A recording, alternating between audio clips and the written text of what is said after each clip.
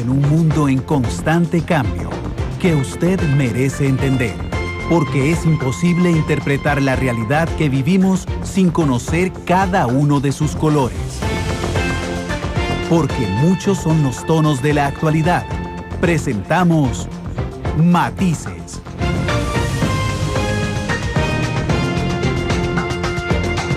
Una producción de Noticias Monumental.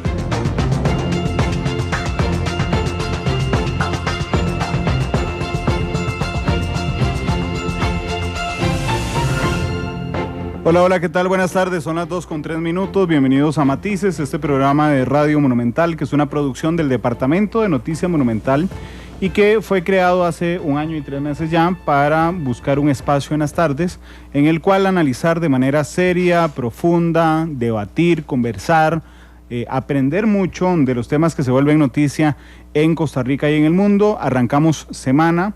Una semana que estará marcada además por cambios de horario, porque empieza la Copa de Oro esta semana, pero donde tocaremos temas de debate político. Hoy es uno de esos ejemplos. Hablaremos de temas de servicio, hablaremos de temas internacionales también un día a la semana, como lo hemos ido implementando. Este miércoles será el programa internacional que corresponde a esta semana. Después les decimos el tema en particular para que no nos quemen de aquí el miércoles. Pero bueno, quiero saludar a Isel Martínez, nuestra productora que está aquí con nosotros. Isel, buenas tardes. Buenas tardes, Randall. Muy buenas tardes a toda la gente que nos sigue a esta hora y también en la noche en Canal 2, el programa pregrabado.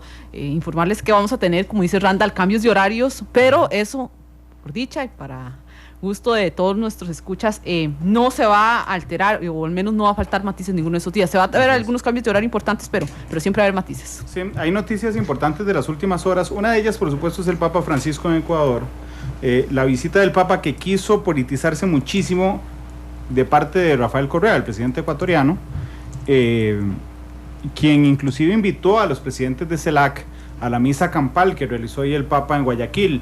Lo que pasa es que hace un par de semanas, cuando él se dio cuenta de lo que estaba pasando, de que producto de esa politización que él estaba buscando, pues se le vino en la cara de nuevo las reformas que había estado implementando durante las últimas horas. Entonces le bajó el tono y ya finalmente solo fue el presidente de Haití, el primer ministro de Haití y el presidente de Honduras, fueron los únicos que acudieron a la misa campal del Papa Francisco, que ha evitado precisamente esa tentación que le puso en bandeja de plata al gobierno ecuatoriano de politizar su visita a ese país.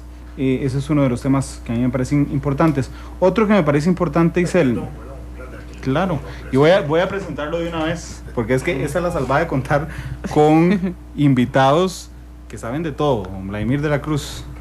No fue el Papa el que quiso politizar eso. No, fue el Correa. Es que me pareció increíble. El Papa no cayó en esa tentación fácil que le había puesto Correa.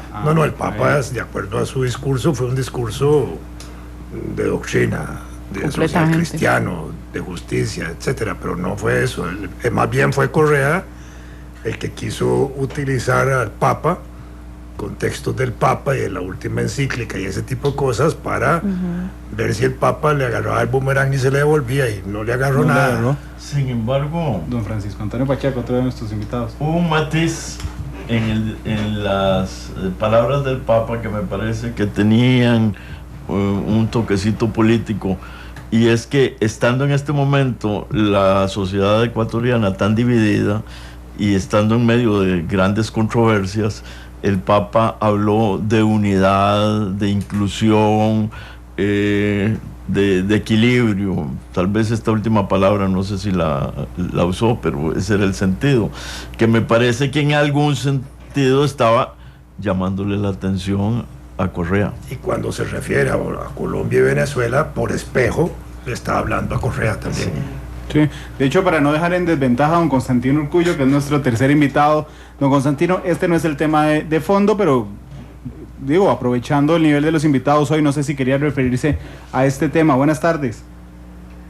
Bueno, sí, lo que pasa es que no sé por dónde arrancaron. Yo lo que he leído hasta el momento es el discurso del Papa y el discurso de Correa en la bienvenida. No sé si se referían a otros discursos. No, fui yo el que empezó señalando que Correa había intentado politizar mucho la visita del Papa intentando que el Papa Francisco cayera en esa tentación de hablar de política interna ecuatoriana, de que ayudara en su discurso al presidente Correa, don Constantino?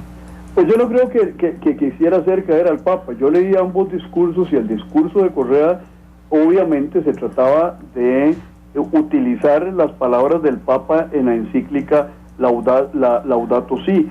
El Papa lo que hizo fue ni siquiera referirse a su encíclica, sino dio un discurso muy corto de carácter pastoral, y Correa sí utilizó frases de la encíclica que podrían interpretarse a favor de sus posiciones políticas. Sin embargo, no me parece que haya deformado la posición del Papa, sino tratar de sacar ventaja de algunas cosas en que la doctrina social de la Iglesia pudiese coincidir con lo que han sido las posiciones políticas del señor Correa.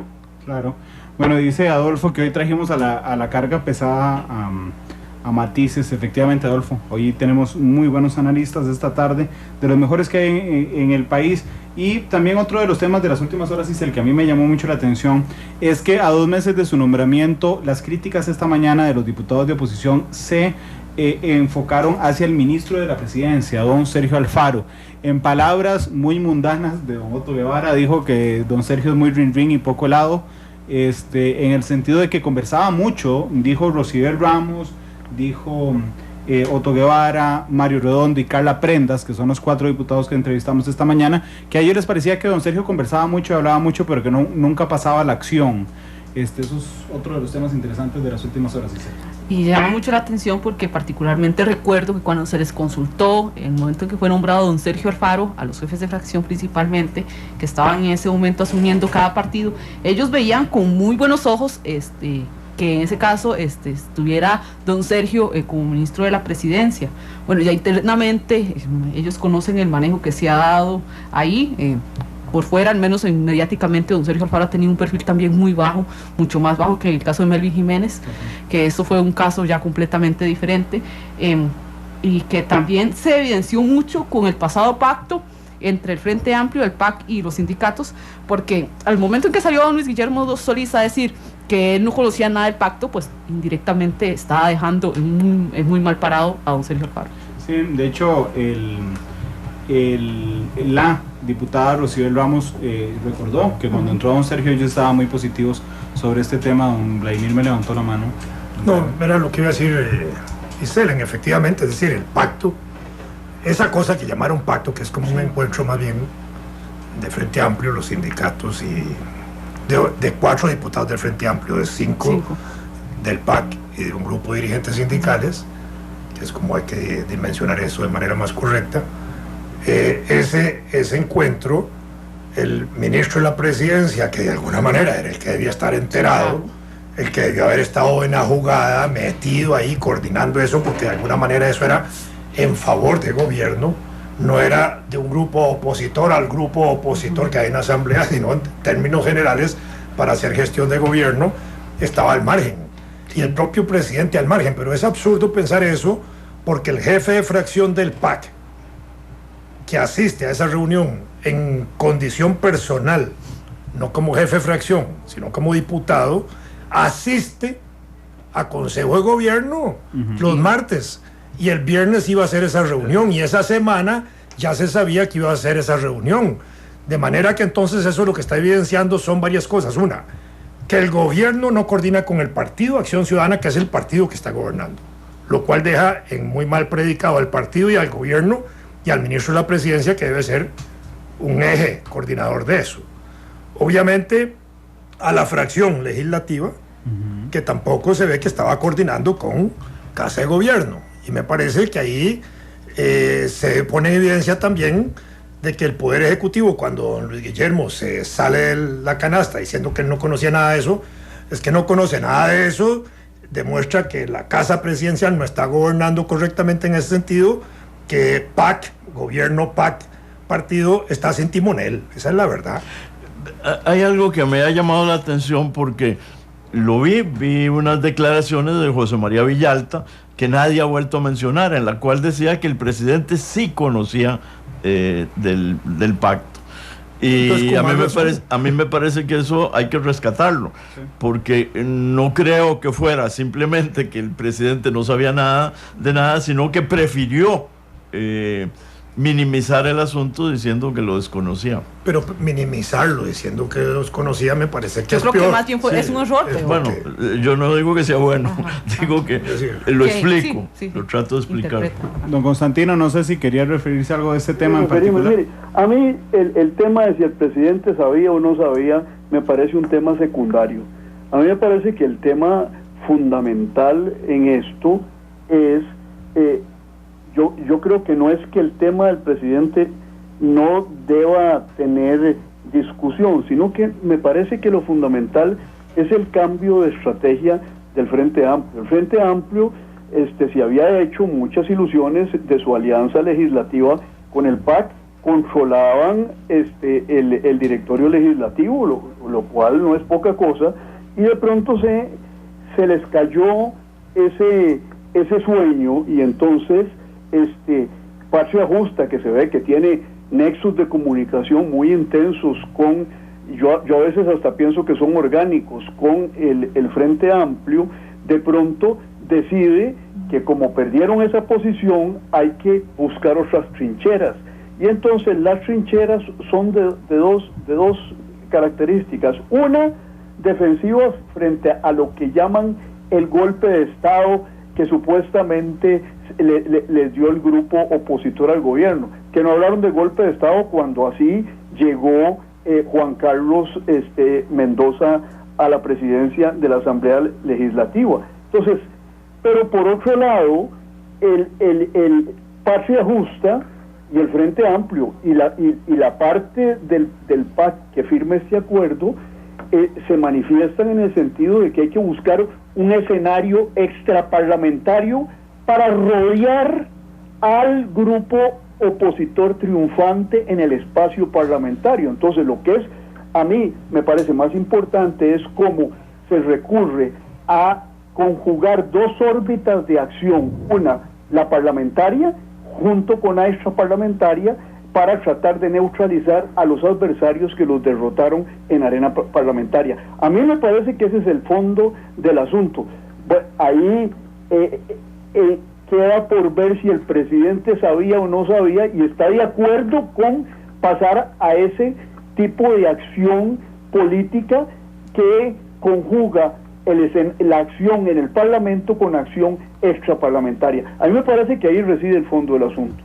Bueno, yo les voy a contar, aprovechando que estamos en Matices y no en el noticiero, que de las fuentes con las que hemos conversado de las últimas horas, cercanas y no cercanas a Casa Presidencial, nos dicen que don Marco Vinicio Redondo, que efectivamente acude a Consejo de Gobierno, le expuso al presidente los alcances del acuerdo. El presidente estuvo en desacuerdo con ese pacto y aún así lo llevaron adelante. Eso es lo que sabemos hasta este instante. Es decir, que contradice lo que dice el presidente. Sí, lamentablemente contradice lo que ha dicho don Luis Guillermo, pero bueno, hay muchos matices sin duda en este tema. Así es como... Solo un detalle en eso, es claro, que la gente que se reúne representando fuerzas son 4 diputados de un lado y 5 de otro, son 9. De un total de 57 apenas suma el 6 punto y resto por ciento. Y si ambos partidos hubieran sido plenos, ¿verdad? PAC y Frente Amplio, apenas suman el 33% del Congreso, de manera que en términos reales políticos es una fuerza relativamente ineficaz para tomar acuerdos importantes legislativos, aun cuando se le pudiera movilizar cierta gente a la calle. Pero los proyectos que están, los temas que están en el papel que acordaron, no son proyectos que están, digamos, en la inmediatez de movilizar miles de ciudadanos a la calle presionando a la Asamblea Legislativa. Si eso fuera así, ese acuerdo puede hacerse real y eficaz. De lo contrario, no va a ser así. Perdón, hay que recordar que la Asamblea Legislativa funciona a base de veto. O digamos, no funciona precisamente por la existencia del veto. Entonces, reunir un número de diputados como ese significa paralizar una gran cantidad de proyectos. Por otra parte, yo creo que Constantino tiene razón. Yo en esto veo una especie de modelo de movilización social extraparlamentaria. para presionar en un sentido, o para presionar en el otro, o para llegar a tener una fuerza electoral adicional a la que tienen en este momento, tratando de conjugar muchas fuerzas. Y creo que sí, potencialmente algunos de los temas tienen la posibilidad de ser movilizadores. Todo lo que tiene que ver con empleados públicos o modificaciones al empleo público potencialmente es un factor de movilización social. Bueno, yo les prometo sí, pero que no se está tirando la gente a la calle. El año pasado el año pasado el gobierno aumentó el 4% de salarios y no hubo manifestaciones a favor del gobierno.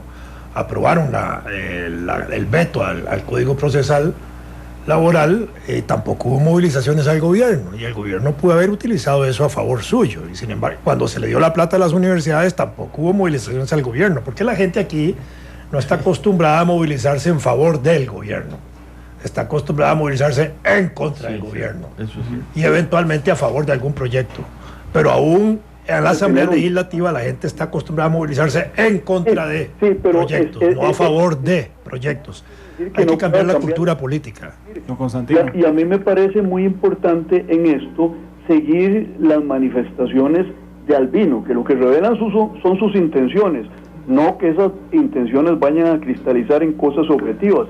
Yo he estado preguntando, bueno, ¿por qué desplazarse al escenario extraparlamentario? A mí me parece que esto tiene que ver con algo que usted vio claramente cuando era embajador en Venezuela, y es que la izquierda latinoamericana, después de Allende, llegó a una conclusión de que habían tenido el gobierno, pero no habían tenido el poder, y que entonces, aunque llegara un gobierno afín y amigable, con el cual don Albino ha estado muy amigable durante este año, siempre había que empujar ese gobierno para que fuera más adelante. Durante este año no lo empujaron, habían llevado Patria Justa y Albino una gran actividad en el año final de doña Laura, pero el año 2004 es un año de luna de miel entre sindicatos y el gobierno, que esa luna de miel todavía está ahí, pero don Albino le salió una competencia muy fuerte,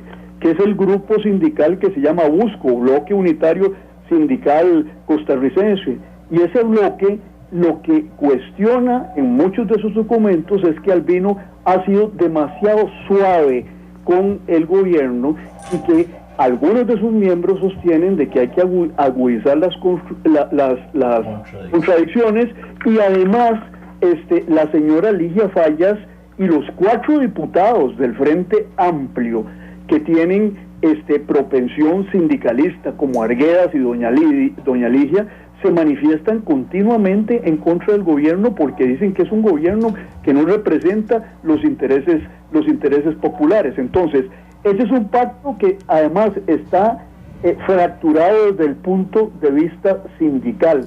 Ahora, ¿qué es lo que se trata ahí? Yo creo que en la calle se van a disputar hegemonía esos dos grupos sindicales por ver quién conduce al gobierno, quién lo empuja en una dirección o en otra.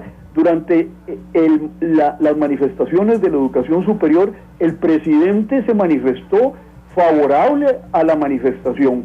Ahora que vinieron los porcicultores, vio con buenos ojos, se vistió con guayabera, un día de consejo de gobierno que usualmente el presidente va con corbata, alzó a la chanchita Daniela, o sea, de que ahí hay algo que se está cocinando en el sentido de que están planteando de que el gobierno tiene que tener apoyo desde la calle. La tradición ha sido de que se protesta contra el gobierno, pero están tratando de darle vuelta a esta cuestión en el sentido de empujar al gobierno, los más radicales, y de ofrecerle apoyo callejero en la confrontación con el bloque legislativo contrario a este pacto que llaman del FARC. Bueno, les prometo que la otra semana hacemos un programa sobre este tema, porque es muy apasionado el análisis sobre estos temas, porque es muy interesante lo que está ocurriendo en el ámbito político. Pero bueno, nos vamos de una vez con el tema de fondo, que no está absolutamente divorciado de lo que estamos hablando, que es precisamente la reforma del Estado costarricense. Antes del programa, ahora en el almuerzo, recordaba con Isel cómo en la entrevista del 1 de mayo con el presidente de la República, Luis Guillermo Solís, yo le consulté si para él había algo que reformar del Estado costarricense. Habló, si mi memoria no me falla, de la consulta de constitucionalidad, del sistema parlamentario, semiparlamentario, bueno, habló de varios cambios. Y en la última pregunta, entonces le dije, pero usted los va a impulsar, viendo usted la urgencia. Me dijo, no, quedará para los siguientes gobiernos. Primero hay que acomodar la cosa, para que después los que vengan trabajen en esto. Bueno, porque hay muchos temas. Yo quiero empezar desde lo macro y ahí nos vamos metiendo en lo micro. Don Vladimir, ¿qué hay que cambiar del Estado costarricense? La pregunta es enorme. Para hacerlo más ágil, más dinámico. Nosotros hicimos una propuesta de 108 aspectos en los cuales nosotros mismos estábamos de acuerdo en 90 y pico, y las otras fueron iniciativas individuales o colectivas. Que tenían que ver con reformas electorales, con poder legislativo, con poder ejecutivo, con Corte Suprema de Justicia, con Contraloría General de la República. En fin, hicimos una serie de propuestas. De esas, solo una ha tenido trámite parlamentario eficaz, que fue la cuestión de las expropiaciones. Es esa, sí, esa, la de las expropiaciones. Lo demás, pareciera no haber interés político de resolverlas, a pesar de que el actual Congreso estableció una comisión de reforma de Estado, donde pareciera que querían impulsar, o por lo menos conocer parte de estas propuestas y las propias de los diputados, para tratar de mejorar. Han venido discutiendo en el Congreso la cuestión de reducir el tiempo de exposición, que era una de las propuestas nuestras también, pero no se ha llegado a un acuerdo, me parece, parlamentario todavía. Los temas de fondo en materia parlamentaria me parece que siguen estando ahí. Lo de la inversión de las sesiones ordinarias y extraordinarias para que arranquen los periodos legislativos, hacer los periodos, las sesiones de 6 meses y no de 3, 3, 5 y 1, como está ahora, ¿verdad? Las reformas al reglamento legislativo, que es el grueso de eso, la médula, eso no tiene ningún interés, menos ahora, donde, digamos, grupos pequeños de diputados pueden entender que, tal como está el reglamento, les permite atrincherar de mejor forma sus posiciones, bloquear procesos legislativos y ejercer más eso que señalaba Francisco Antonio, de el veto práctico que se produce por la oposición parlamentaria a los proyectos que se realizan, bombardeándolos, sobre todo por el número de mociones y el tiempo de participación. Me parece que eso está ahí pendiente. Lo de las reformas electorales, me parece también que no hay un avance importante en nada de eso nuevo. El código aprobado en el 2009 no está sufriendo ninguna modificación, ni siquiera en la parte presupuestaria del financiamiento. Hay preocupaciones de parte del tribunal en ese sentido, pero no se le mete el diente verdaderamente a eso y al control real que puede ejercerse por parte del tribunal de todo el problema financiero. Si el tribunal administrara toda la deuda, no habría ni corrupción. O el problema sería al revés, la corrupción podría desarrollarse dentro del tribunal, pero eso no lo quieren ellos tampoco. Entonces ahí la parte de si necesitamos más diputados o no, que puede ser discutible, tampoco está en discusión eso, y la gente tiene miedo. Lo de la reelección consecutiva de diputados, tampoco, y menos la reelección consecutiva de un gobernante. Aquí eso no está en agenda en términos inmediatos. Entonces ahí el plazo de gobierno, 4 a 6 años o 5, tampoco está en discusión. Ese tipo de cosas no están. Lo de las mociones en materia legislativa tampoco está en discusión, las propuestas que hayamos hecho nosotros en ese sentido. Los asuntos relacionados con Poder Judicial y la confusión que hay ahí a veces entre Ministerio Público, IJ, Defensoría Pública y todo eso, eso tampoco está en discusión ni en trámite de la Corte, ni en trámite legislativo si hubiera que ir por ahí. En fin, me parece que las cuestiones relacionadas con la Sala Constitucional, de que se especialice una parte en recursos de amparo, otra en recursos habeas corpus y las partes de consultas de constitucionalidad, tampoco se ha abordado eso adecuadamente, a pesar de que a veces se habla de eso, pero nadie pone el huevo, ¿verdad? Entonces me parece que ahí hay cosas. Lo del ministro de la Presidencia, de fortalecer esa institución, de hacerlo más vinculante a la Asamblea Legislativa para que esté dando informes constantes, tampoco. A mí me parece que ese panorama que ha trazado Vladimir refresca mucho todo el planteamiento que hicimos globalmente en ese grupo tal vez mal llamado de notables, y sin embargo a mí me parece que hay que señalar algunos puntos fundamentales. El primero es que nada es más importante que la reforma de la Asamblea Legislativa, porque si no se reforma la Asamblea Legislativa no es posible reformar nada más. El segundo aspecto, y realmente yo tengo la esperanza de que don Luis Guillermo cambie, es que si esto no lo empuja también el Poder Ejecutivo, y no hablo de todos los cambios que propusimos porque es una situación ideal, sino de algunos fundamentales, sala constitucional, Asamblea Legislativa, va a ser muy improbable que se pueda avanzar en el sentido que tiene que avanzar Costa Rica.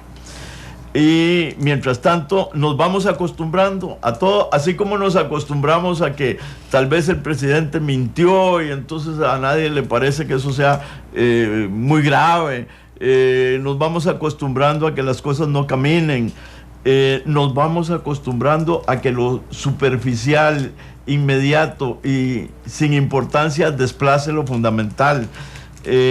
Todas esas cosas que tienen que ver con la mentalidad solo se pueden romper si hay una política vigorosa que empuje en el sentido correcto, o algo que hemos dicho varios de nosotros en otras oportunidades, que las circunstancias lleven a un deterioro tal a Costa Rica que se haga inevitable una transformación desde la base de la organización política. Pero precisamente la gente sensata lo que querría, lo que yo personalmente querría, y estoy seguro que Constantino y Vladimir también, es que no se llegara a necesitar o no se llegara a una situación tal en que se hagan imprescindibles las reformas por un descalabro mucho más general del país. En este momento yo veo síntomas en la vida política nacional preocupantes. No se trata simplemente de que la gente no simpatice con el gobierno o sí simpatice con el gobierno. Definitivamente hay inconformidad y hay situaciones coyunturales graves. Un país donde el 10,5% de la población laboral activa no tiene trabajo es un país que ya está en crisis, en una crisis profunda. Pero aparte de las cosas circunstanciales, a mí me parece que debería Costa Rica hacer un esfuerzo por centrarse en lo esencial, en lo fundamental. Don Constantino, analizando un poco todo este contexto de 25 años, se han tratado de dar cerca de 10 reformas similares. En este momento el contexto es muy complicado al que se dio cuando ustedes hicieron todas estas propuestas siendo parte de la Comisión de Notables. ¿Cómo ve usted toda esta coyuntura a nivel nacional para que sea una reforma realmente robusta? Pues mire, yo no veo nada robusto ahí, raquítico y anoréxico es el panorama. Figúrese que yo escribí sobre estos temas la primera vez en 1991, un librito que se llamaba Más Democracia. Después volví, luego de pasar por la Asamblea Legislativa y hacer intentos con proyectos de ley. Recuerdo el proyecto de ley para rendir cuentas permanentemente por parte del Poder Ejecutivo ante el plenario en fechas fijas como un régimen parlamentario, y luego escribí en el 2004 otro libro sobre reforma política y gobernabilidad, y luego me apunté con mis compañeros aquí en Vladimir y don Francisco Antonio Pacheco a la Comisión de Notables. Pero el contexto, como usted lo dice, en aquel entonces del 2013 era un contexto radicalmente diferente. No había el grado de fraccionamiento, había 8 grupos, está bien, pero no había grupos nuevos ni había una polarización política como la que se ha dado recientemente. Entonces, la visión ideal de reconstruir la arquitectura del Estado que muchos de nosotros teníamos, yo creo que en este momento más que nunca está sujeta al vaivén y movimiento de las fuerzas políticas, de las correlaciones de fuerzas políticas que hay en el país, y cuando analizamos ese terreno lo que nos encontramos es que nuestro país es una democracia vetada. Todos tienen poder de veto, pero no tienen poder de acción y de llevar adelante proyectos, y entonces las diversas fuerzas políticas se pueden entrevetar recíprocamente, y aquí lleva razón don Óscar Arias en una manifestación que ha hecho recientemente, donde le dijeron que qué iba a pasar de proyectos de ley, Isel y compañeros, y dijo que él no veía que fuese a pasar nada en estos 3 años, porque realmente es tal el grado de empate, es tal el grado de debilidad de cada fuerza política considerada en sí misma, que si no hay capacidad para modificar un proyecto de ley, tomemos cualquiera de los que están en la corriente legislativa con un cierto protagonismo, sea la cuestión de la FIB, o sea la cuestión de la generación eléctrica, menos va a haber fuerza política, y por eso tal vez es que la comisión esta que nombraron tiene 3 meses de no sesionar, porque si no hay fuerza para lo pequeño, menos va a haber fuerza para una reforma de estas dimensiones, como es la que nosotros queríamos, que significaba hacerle reformas mayores, una cirugía mayor reconstructiva al sistema político del país. Y yo comparto el criterio de don Tony Pacheco, en el sentido que desgraciadamente para mí estas reformas solo vendrán en medio de una situación de crisis, como salida a una eventual crisis que no es inevitable, pero si el sistema continúa en esta cuestión centrífuga del multipartidismo centrífugo y no se establece algún tipo de hegemonía de alguna o algunas fuerzas más simples, yo creo que pensar en una reforma del Estado es totalmente ilusorio, porque no hay ni, como decía algún diputado, no hay ni acuerdo para lograr un minuto de silencio en el plenario de la Asamblea Legislativa. Don Constantino, acordándome de un libro suyo, precisamente quería traer ese tema sobre la mesa con don Vladimir y don Francisco Antonio. ¿Quiénes son los que deben impulsar esta reforma? Porque don Francisco decía, bueno, se necesita el apoyo del Poder Ejecutivo.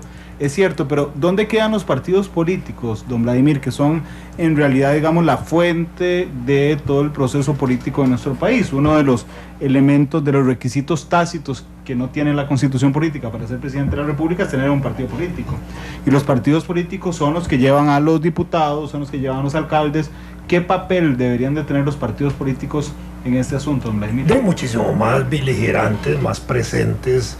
Cuando digo beligerantes, quiero decirlo en términos de presencia pública, de presencia política, de ser actores en la discusión, en el debate nacional, promover ese debate, pero promover también soluciones a los problemas del país y buscar alrededor de esos problemas encuentros para resolverlos colectivamente cuando un partido no tiene la fuerza de hacerlo por sí solo.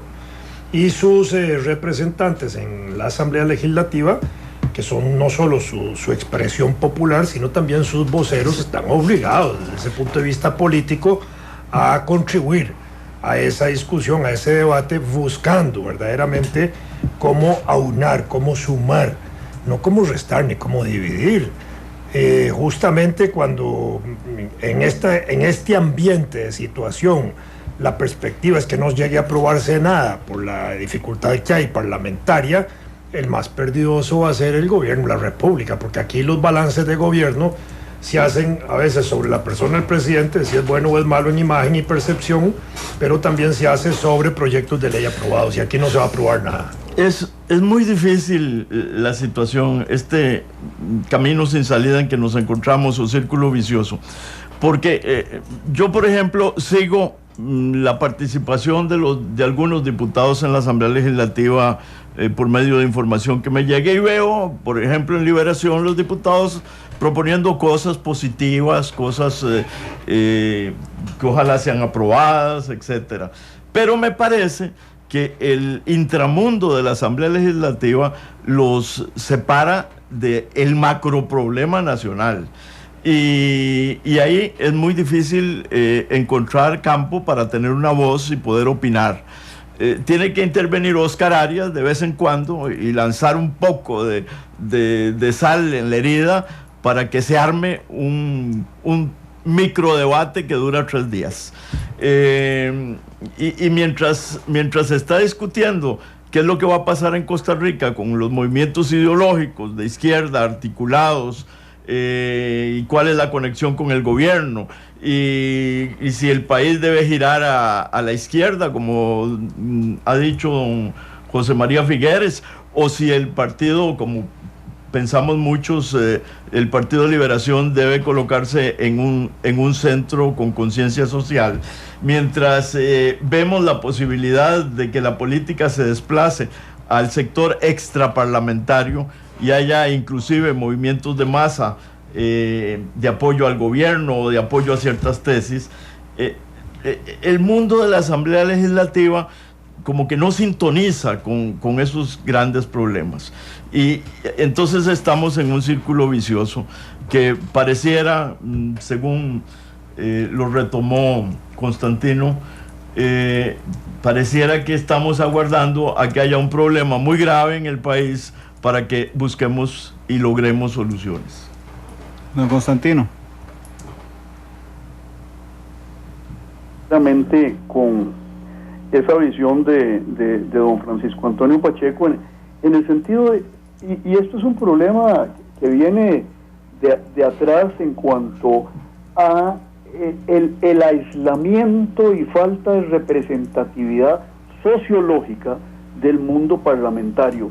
En el sentido de, tanto don Francisco Antonio como yo fuimos parlamentarios, y es un momento en que uno está encerrado ahí en Cuestemoras y los diputados creen que lo que sucede en Cuestemoras equivale a lo que sucede en el país y pierden la sintonía con el país porque creen que el mundo se reduce a las mociones, a la matráfula entre una moción y otra, a el toma y daca en torno a los proyectos, y no entienden que ya hace mucho rato la democracia representativa ya dejó de ser, dejó de tener lo que se llama el pueblo elector exclusivamente y ser reducida al pueblo elector. Hoy día el pueblo es pueblo vigilante, es pueblo juez que juzga la actuación de los jerarcas públicos, y con el desarrollo de la era de la información,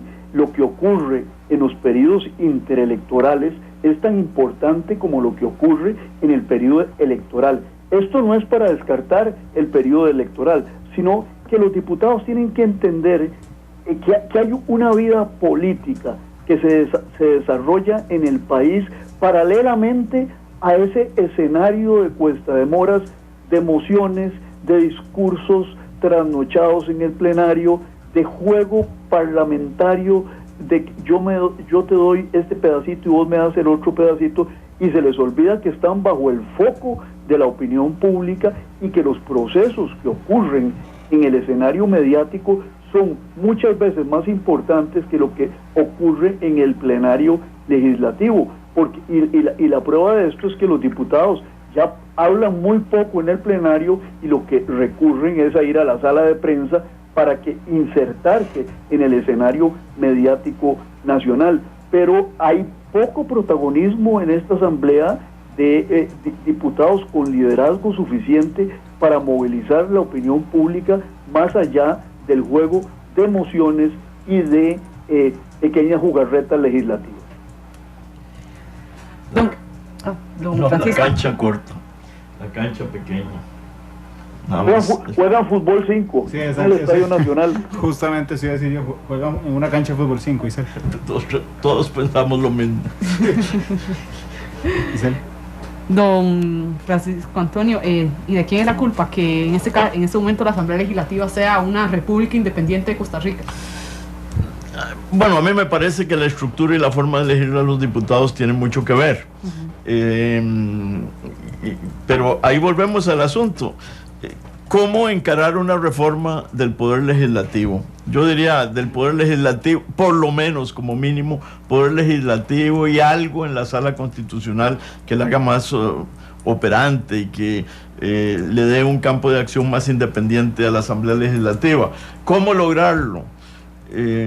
Yo realmente soy escéptico sobre las posibilidades. Cuando comenzamos a trabajar en la así llamada comisión de notables, la verdad, aun cuando hubiera algún temor, teníamos ilusión de que las cosas pudieran ser tomadas en serio. Y algo que dijimos todo el tiempo, no está escrito en piedra lo que estamos proponiendo, pero ahí en ese documento hay un repertorio muy amplio de los problemas básicos de la organización del Estado y de la vida política nacional. Bastaría con que se retomen esos temas, aunque las soluciones no sean las propuestas ahí exactamente. Muchas tendrían que coincidir.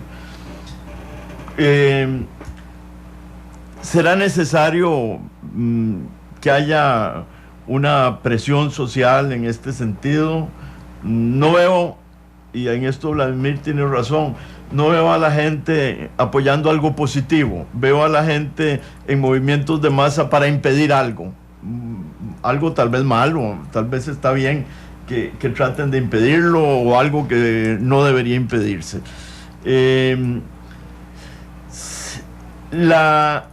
No sé, y en esto es interesante tal vez la opinión de Constantino, no sé si esta rearticulación de fuerzas que parece de estarse dando en el orden parlamentario prefigure una articulación de fuerzas a nivel nacional en el campo electoral que podría simplificar un poco el asunto en Costa Rica.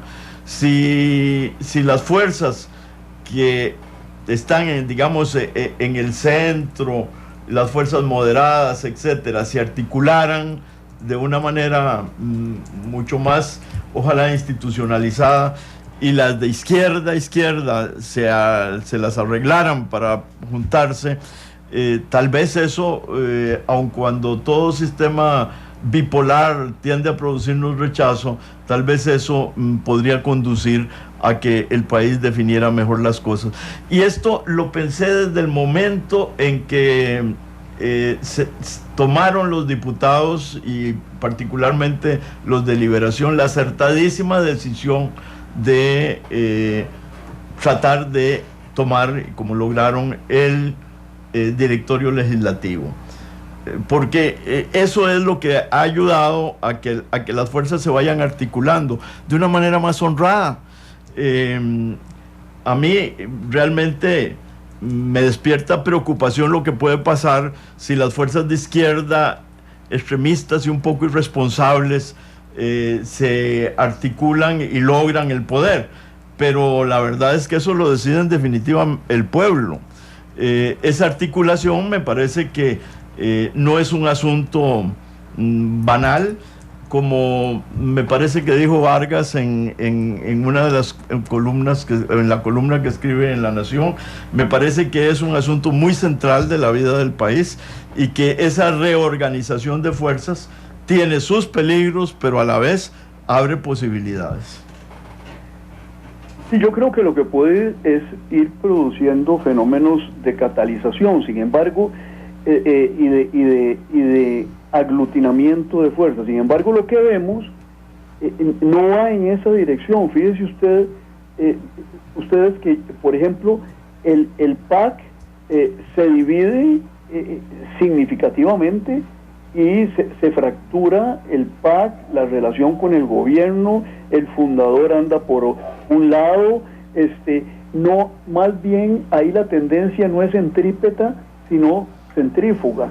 Y en el Frente Amplio, aunque aprueban el pacto, hay una confrontación entre 5 diputados por un lado que están con un bloque sindical y otros que están con el otro bloque sindical, con un lenguaje, si uno lee los manifiestos de uno y otro lado, es un lenguaje de confrontación y de lucha interna.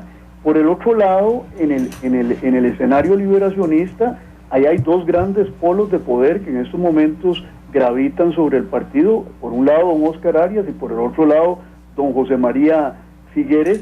Liberación ha manejado mejor esas diferencias en el sentido de que, bueno, han salido algunos pleitecillos ahí de por medio entre los dos expresidentes, pero saben lavar sus trapos sucios internamente, cosa que no ocurre al interior del Frente Amplio, ni ocurre al interior de del mismo PAC, e inclusive, fíjese usted, que tampoco ocurre al interior de la Unidad Social Cristiana, donde la fragmentación se multiplica. Por un lado el PUS, y por el otro lado el presidente Calderón ya inscribió el Partido Republicano Social Cristiano. Yo creo que es un poco temprano para hacer digamos, un poco de predicciones sobre lo que va a pasar en el 2018, pero vamos a tener por primera vez una pequeña prueba de cómo pueden ir las cosas con las elecciones municipales de febrero del 2016, que no nos van a decir mucho sobre la elección del 2018, pero sí nos van a decir mucho sobre la capacidad organizativa de todas esas fuerzas políticas para llegar hasta el poder local y utilizar eventualmente esos avances o retrocesos en el poder local en beneficio o en demérito de sus proyectos para el 2018.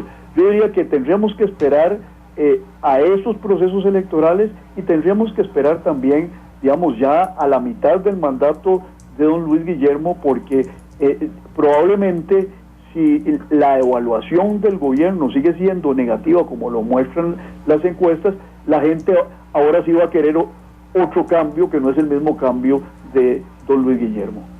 Vladimir. No, una cosa me parece a mí que es importante entenderla, y es que hasta 1990, voy a poner ese corte ahí, por la crisis del socialismo mundial y por la crisis que sufrió en esa década del 80 el Partido Comunista cuando se dividió y casi desapareció. Hasta esa década, los partidos comunistas, el Partido Socialista cuando existió, el Movimiento Revolucionario del Pueblo cuando existió como fuerza de izquierda, tenían sus sindicatos, tenían sus dirigentes sindicales y manejaban armoniosamente una relación política con una acción sindical. Había un brazo sindical. Liberación Nacional tenía su brazo sindical y dentro de la asamblea del partido había su representación sindical. Los socialcristianos tenían su organización sindical, sus sindicatos socialcristianos. Pero cuando esta situación se provoca o se produce en los años 90, finales de los 80, principios de los 90, cambia el movimiento sindical en su estructura y sus dirigentes dejan de pertenecer a partidos directamente, no obedecen a partidos. De esa situación evolucionan en estos 25 años los actuales movimientos sindicales y los actuales dirigentes sindicales que vienen desde ahí. Y por otro lado, al carecer ellos de una relación partidaria, entonces son oportunistas en el buen sentido de la palabra, de ver qué sacan de un gobierno y qué sacan de otro, y qué enfrentan de un gobierno y qué enfrentan de otro, sin que sean una base. La izquierda actual parlamentaria no tiene una base sindical. El PAC no tiene una base sindical. Liberación me parece que tampoco la tiene, organizada, ni los socialcristianos. Lo que se ha ido conformando entonces es, por la inteligencia de algunos dirigentes sindicales, el grupo que lidera Albino, que es el dirigente, digamos, más connotado del país en el campo sindical, por el esfuerzo público que él hace, por la proyección pública que tiene, por la presencia pública que tiene en medios de comunicación de diferente naturaleza y que escribe dos veces a la semana en periódicos. Entonces, ahí hay una presencia de él, pero es el único dirigente sindical que tiene esa presencia. De la ANEP, uno que otro por ahí escribe de vez en cuando en algún periódico con alguna regularidad, y después no hay un solo dirigente sindical nacional que tenga esa presencia. Esa acción sindical de Albino, para ponerlo así en términos reales, voy a decirlo aquí en voz alta, algo que yo he venido pensando desde hace mucho tiempo, alguna vez se la comenté a Constantino, es en potencial un movimiento sindical que podría evolucionar en una crisis nacional al estilo de lo que fue el movimiento Solidaridad en Polonia. Ahí sí podría confluir, porque ellos tienen un planteamiento, tienen análisis de la realidad, tienen discurso, tienen propuestas de solución, articulan alrededor de ellos. En este mismo periodo, del 90 para acá, ha crecido la población, ha crecido el empleo público, pero no han crecido los sindicatos. Es decir, ha disminuido la proporción sindical de afiliación, etcétera, pero son ligeramente más beligerantes porque tienen más presencia. Y eso los hace ir a tocar puertas de distintas maneras. Usted los ve reunirse con Luis Guillermo Solís, los ve reunirse con José María Figueres, y si tuvieran que reunirse con Oscar Arias también lo harían. Sí. Déjeme nada más ir a una pausa comercial que la debo y temo que don Constantino tiene que dejarnos ya, entiendo, ¿verdad, don Constantino? No, yo me quedo, esto está buenísimo. Bueno, entonces que dicha. Entonces vamos a la pausa, volvemos y nos quedamos aquí. Dice Isabel Berenes en Twitter, excelente tema de hoy. Marco Vinicio dice, ¿cuál es el miedo de una reforma legislativa? Dice, vamos a ver, la izquierda populista desde gobernar las calles, pregunta Manuel González, que no es el canciller, por supuesto. ¿Qué piensan de permitir que los ciudadanos puedan postularse sin la necesidad de partidos políticos? Vamos a la pausa, cuando volvamos hay muchos temas más micro que macro ya en el tema de la reforma del Estado, pero en los últimos meses hemos visto como cuando el país tiene que tomar una decisión, no la toman los 57 diputados en la Asamblea Legislativa, normalmente lo toma la Sala Constitucional, ni siquiera la Presidencia de la República. Cada vez que converso este tema con el presidente de la Sala Cuarta dice, es que a nosotros nos los mandan. Por evasión de responsabilidad dice parlamentaria. Don Gilberto me dijo, vamos a la pausa, regresamos ya casi con matices.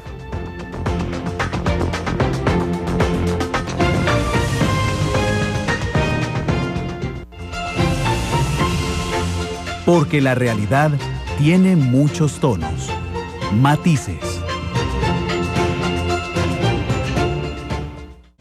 Analizamos los tonos de la actualidad. Exploramos sus contrastes. Matices.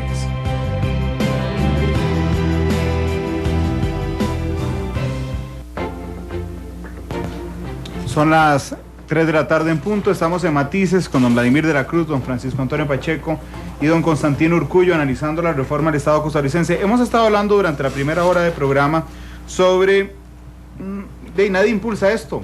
Hicieron una comisión de notables, se ha hablado hasta el cansancio de que es necesario reformar ya el Estado costarricense. Las visiones son pesimistas. Yo comparto esa visión pesimista. Yo no creo que esta administración impulse ninguna reforma. Por eso les hice la consulta sobre los partidos políticos, de cara a que pongan este tema sobre la mesa. Pero si hay algo que a mí me asusta, es la falta de decisiones, para un lado o para el otro, no importa, pero la falta de decisiones que hay en el Estado costarricense. Todas las decisiones complicadas terminan en una mesa de 7 personas por evasión de responsabilidades políticas, porque la Asamblea Legislativa no se pone de acuerdo, porque el Poder Ejecutivo prefiere dejársela a la Asamblea y la Asamblea prefiere dejársela a la Sala Cuarta, y es una forma muy fácil, digamos, de ir legislando de facto al momento de evadir responsabilidades políticas. No sé si usted comparte ese criterio conmigo, don Vladimir. Es lo que hemos dicho de que los partidos, no lo dijimos en este programa, lo hemos dicho en otras ocasiones, que los partidos han dejado de ejercer un papel importante en el debate nacional, pero también en la vigilancia de los asuntos públicos. Entonces, cuando esto ha sucedido, los medios de comunicación han sustituido a los partidos políticos en la denuncia pública, en la denuncia política, en esto y en lo otro, y en la toma de decisiones importantes de igual manera. Son los medios a veces los que impulsan, y en ese sentido los diputados se han relegado, y en los grandes debates prefieren trasladarle la responsabilidad jurídica de la decisión a la sala, argumentando problemas de constitucionalidad que no debieran ser, porque al final el problema de la constitucionalidad se resuelve después de aprobada la ley.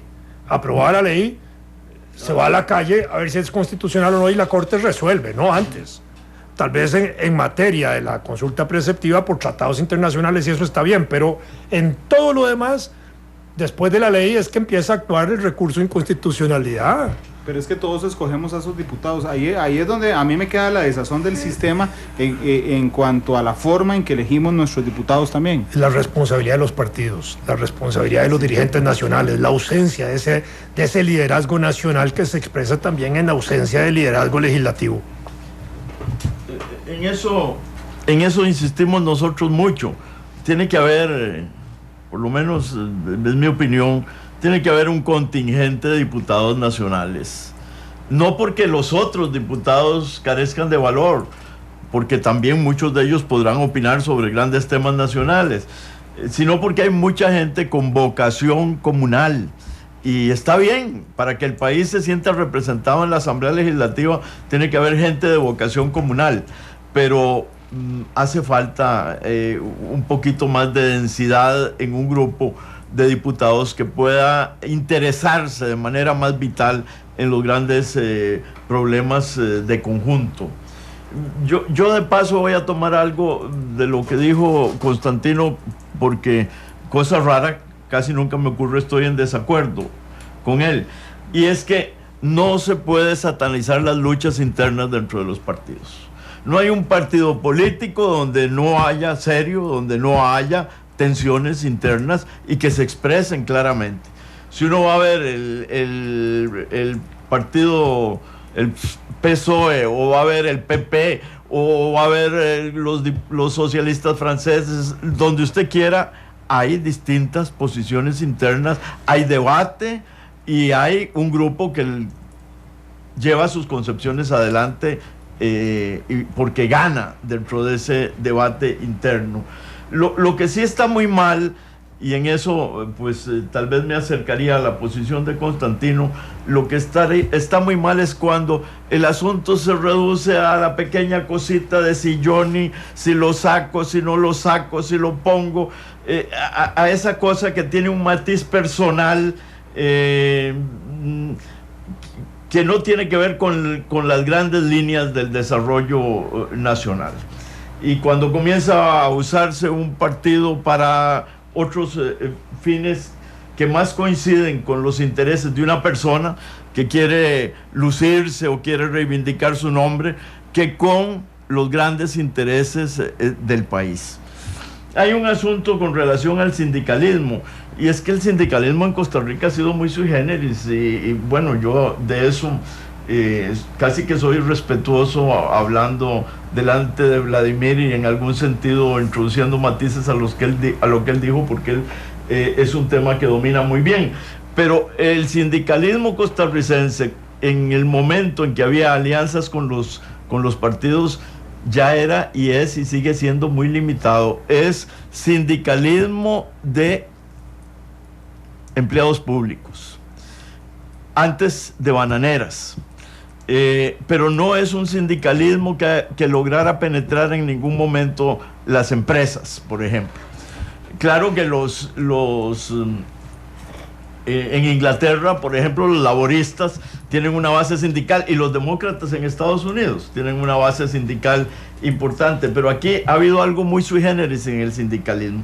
Ahora, yo no veo el peligro de que el sindicalismo se convierta en una fuerza masiva electoral que apoye un grupo, que apoye al otro, porque me parece que el grueso de las personas afiliadas a los sindicatos, y pongo como ejemplo los sindicatos de educación, que han sido de los más fuertes y persistentes, no se decide políticamente el integrante de esos sindicatos, no se decide políticamente por su afiliación al sindicato. Tienen una afiliación política, y para ciertas ventajas específicas, claro que van a apoyar el sindicato. Pero los sindicatos siempre han sido trade unionistas, es decir, siempre han estado dispuestos a pactar por una ventaja. Y recuerden ustedes en el 68 en Francia, que la izquierda se quedó asombrada cuando vio que los sindicalistas no apoyaron la revolución que ellos querían llevar a cabo. ¿Por qué? Porque lo que les interesaban eran ventajas muy específicas. Don Constantino.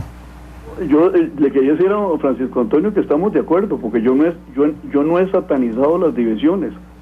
Creo que las divisiones hay que tenerlas en cuenta para explicar los procesos dinámicos al interior de los partidos, y son la cosa más natural del mundo. En eso él y yo estamos de acuerdo, pero no hay que tampoco negarlas y pensar de que todo es miel sobre hojuelas en los partidos políticos, porque si no, no funcionarían los partidos políticos. Pero estamos de acuerdo, es la misma tesis. En cuanto al sindicalismo, yo creo que Vladimir señaló algo muy importante antes de ir al corte comercial. Es la hipótesis que él le llama de solidaridad. Yo la veo más desde la perspectiva de la ciencia política. Yo lo que entiendo es de que hay organizaciones que, sin ser originalmente partidos políticos, pueden llegar a desempeñar funciones de partidos políticos, que es agregar demandas, participar en procesos electorales. Y el ejemplo histórico es la fundación del Partido Laborista Inglés, que fue la unión de la sociedad fabiana, una sociedad de intelectuales, algunos líderes políticos y los sindicatos. O sea, hay organizaciones que pueden llegar a transformarse y actuar como partidos políticos, y hay partidos políticos que llegan, y en nuestro parlamento hay algunos así, que única y exclusivamente se comportan como grupos de presión, básicamente. Entonces, yo creo que eso es algo interesante a observar en la evolución de Patria Justa hacia el futuro. Yo creo, inclusive Albino ha cambiado la denominación de su grupo y le llamaba organización político sindical, o sea, que dejó de ser sindicato puro y ingresa en el terreno de la política muy, muy claramente en este momento. Con relación a la pregunta de Randall, creo que ¿por qué no hacen las cosas los políticos? Los que pensamos desde el escritorio académico o vemos el partido desde arriba de la gradería, un poco tendemos a exagerar la visión esta de que es porque no quieren. Y se utiliza una frase muy recurrida que es porque no hay voluntad política. Entonces todo se explica por la subjetividad de los actores políticos. Y se nos olvida que esa subjetividad de los actores políticos ocurre en un contexto objetivo, que es el contexto institucional, el contexto de las reglas que rigen el proceso político de manera muy clara en una sociedad y que, bueno, se pueden modificar, pero que en determinado momento condicionan la voluntad y de los actores, el reglamento legislativo, el sistema de elección de los diputados. Es decir, ¿quién va a querer cambiar eso? No lo quieren cambiar porque sean malos líderes, algunos, pero otros porque iría en contra de los intereses de las organizaciones que los aupan en el escenario político. Entonces el problema es más complicado que como lo ven algunos desde la mera consideración tecnocrática. Por eso Vladimir, don Francisco Antonio y otros colegas estuvimos de acuerdo en que había que pensar en reescribir las reglas del juego político, que eso es la reforma del Estado, no es buscarse un modelo ideal en el derecho comparado, sino ver en el contexto político en que estamos qué facilitaría mejor ese juego político. Pero en el contexto creo que no están las condiciones dadas para un reescribimiento para reescribir las reglas del juego político en este momento. Ahora, el sindicalismo costarricense pues se ha visto impedido en su desarrollo por la Guerra Fría, que impidió que la organización en los sectores privados, también por una visión un poco cerrada de los mismos sectores empresariales que evitan darse cuenta de algo que decía don Francisco Antonio Pacheco, que el sindicalismo tiende al trade unionismo, que esto es algo que lo mismo lo decía Lenin en su libro famoso que Vladimir y yo conocemos muy bien, que es qué hacer, donde Lenin llega a una conclusión: los sindicatos solo llegan a pedir reivindicaciones económicas, ese es su gran horizonte, y para ir en otra dirección necesitan que les inyecten una ideología desde afuera, que es la ideología revolucionaria. En ese sentido, los sindicatos cumplen una función que es la función de articular demandas, de transmitir demandas, en el buen sentido del término, de lograr reformas económicas para la clase trabajadora que en un marco democrático son viables y posibles, al margen del esfuerzo rupturista que quería Lenin en este libro famoso de qué hacer. Así es que yo pienso que el desarrollar una nueva actitud frente al sindicalismo en ciertos sectores es muy importante. Va a ser muy difícil en el contexto actual donde Albino ha politizado al sindicalismo asimilándolo a un partido político, y entonces pudiera ser que el escenario que tenemos es el de Solidaridad o el Partido Laborista Inglés, donde un grupo de sindicatos se transforma en partido político, pero ya dejan de ser sindicatos. Don Francisco Antonio, volviendo a una de las ideas que usted citó al principio del programa, de que el cambio tiene que empezar por la Asamblea Legislativa, porque los cambios del país pasan sí o sí por la Asamblea Legislativa, ¿qué lugar tienen los sindicatos en este momento en la reforma del Estado? A mí me parece que los sindicatos son grupos con intereses muy específicos en torno a su bienestar o al bienestar y las ventajas de sus agremiados, ¿verdad? Y me parece que en ese sentido no son uno de los grupos que pueda tener una visión más objetiva y más clara del rumbo que debe tomar el país, y sobre todo de la forma de organizarse la Asamblea Legislativa. Yo creo que el Estado, y en el Estado incluyo la Asamblea Legislativa, tiene que ser siempre un mediador entre intereses opuestos, intereses de clase, intereses de grupos, entre sectores empresariales y sectores laborales, y si bien esa línea que marca el Estado no es una recta, sino que va haciendo zigzag, porque a veces el Estado beneficia un poco a unos, pero luego compensa beneficiando a otros, si es que se hacen las cosas bien. Requiere más bien cierta independencia de las fuerzas que marcan las luchas internas en la sociedad. A mí me parece que lo político tiene una realidad específica, que es algo que en Costa Rica se desconoce. Lo están desconociendo los órganos que juzgan, lo están desconociendo órganos administrativos que toman resoluciones. Lo político tiene su propia realidad y tiene sus propias reglas, y demanda para que un país funcione una cierta autonomía en las decisiones políticas, porque las decisiones políticas básicamente tienden a ser discrecionales.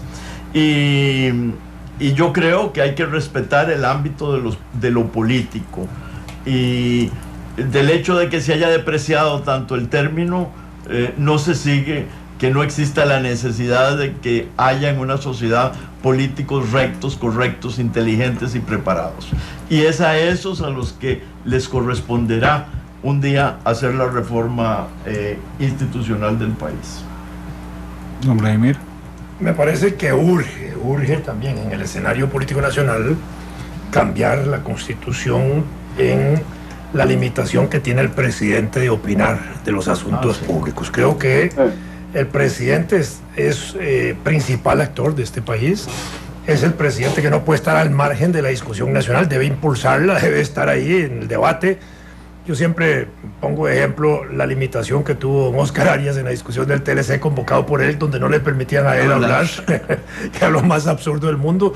Si uno ve ahí al ministro, al dirigente de Grecia, encabezando el debate, y en todas partes los presidentes encabezan los debates. Ahí está Correa, está Maduro, está Ortega, a poner ejemplos latinoamericanos donde los presidentes están en la discusión política, generan discusión, y alrededor de eso confrontaciones y movilizaciones a favor y en contra, y polarizan, y las fuerzas sociales se mueven alrededor de eso.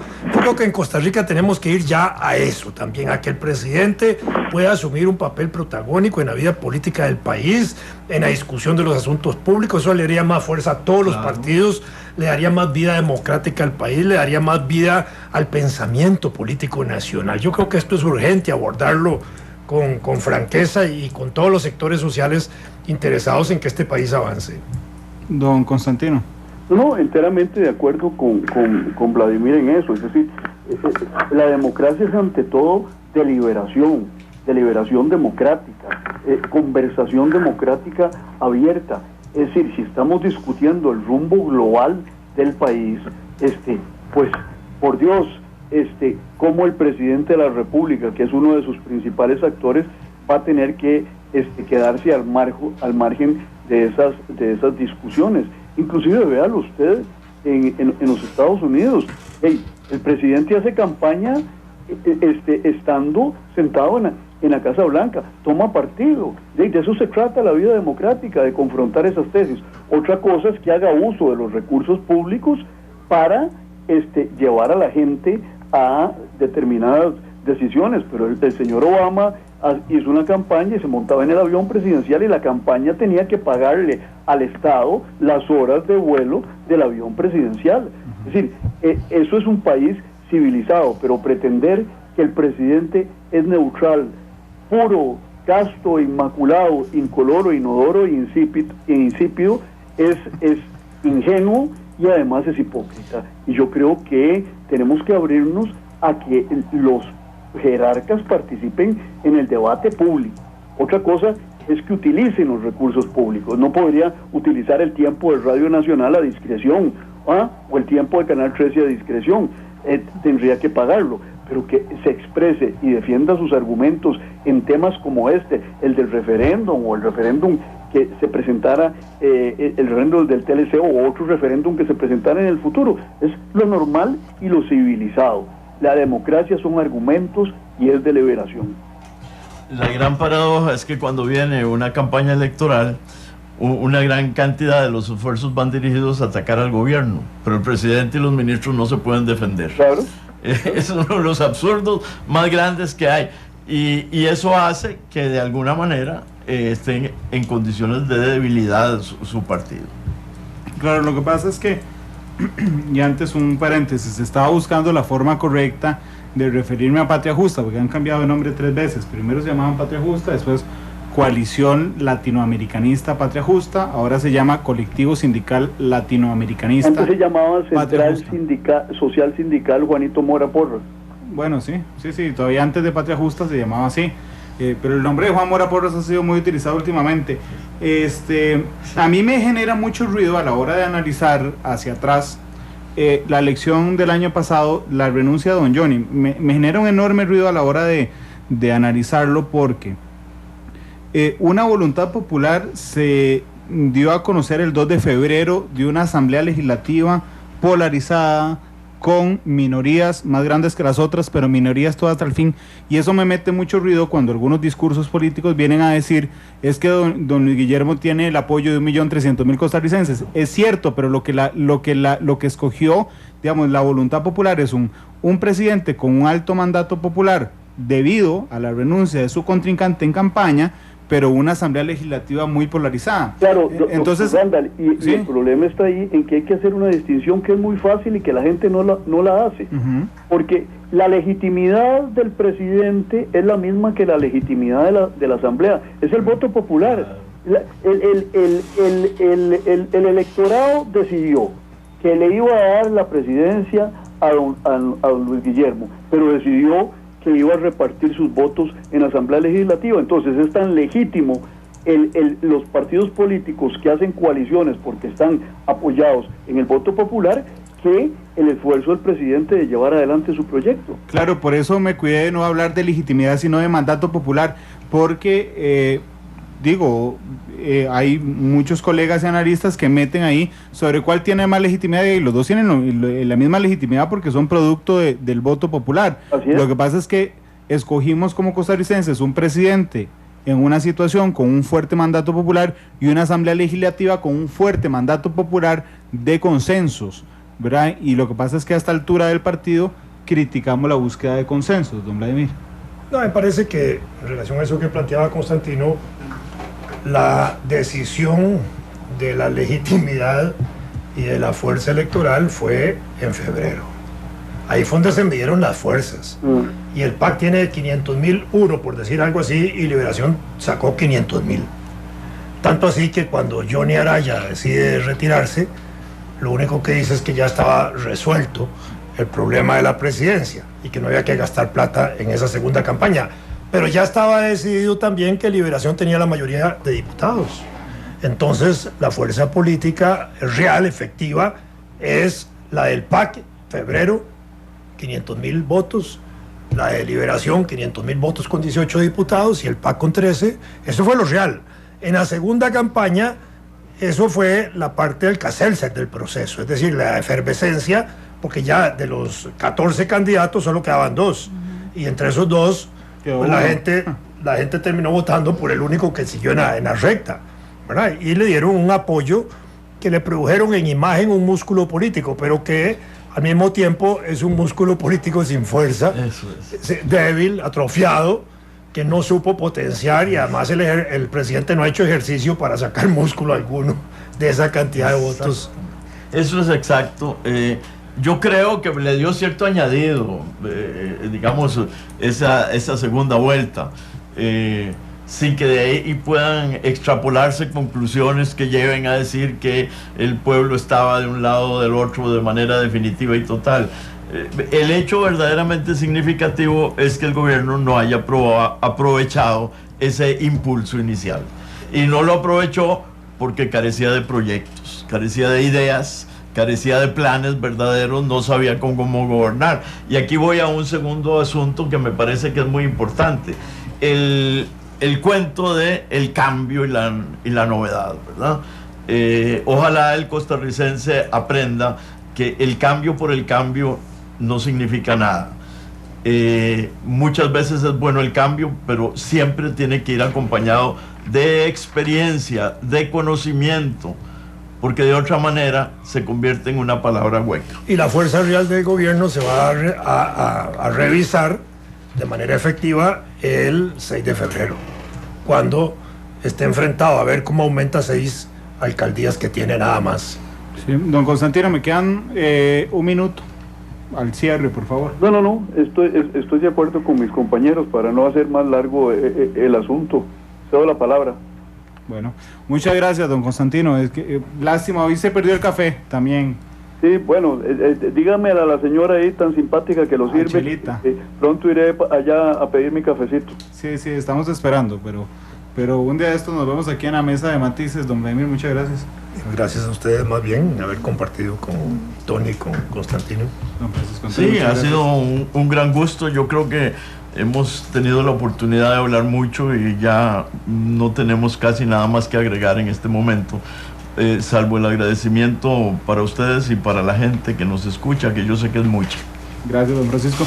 Hoy se repite el programa a las 10:30, no a las 8. ¿Por qué? Porque tenemos transmisión de 8 a 10 a través de 8 a 9 y media desde Los Ángeles, donde está el equipo de Deporte Monumental transmitiendo. Llega la selección a Los Ángeles, entonces vamos a estar transmitiendo desde allá. Me acabo de acordar, pero ese es tema, ya llegó. Bueno, ese es tema de otro programa. Es que el presidente ayer en la cadena, en la última frase del presidente dice: el cambio no se detiene. Hablando de cambios, que ahora lo metió en la discusión don Francisco Antonio. Nos escuchamos mañana a las... Mañana el cambio de horario. Qué lata que no se... A las 2:30. 2:30 mañana. A las 2:30 estaremos mañana con un programa muy interesante. Nosotros nos vamos a quedar conversando aquí porque la conversación está muy rica. 3:26. Muy feliz tarde. Hasta luego.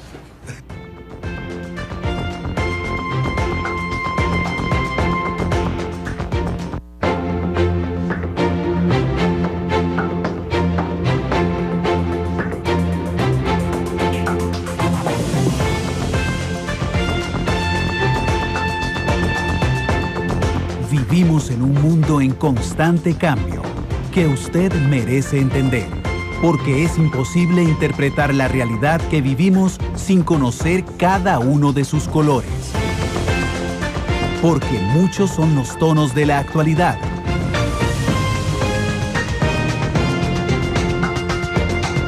Una producción de Noticias Monumental.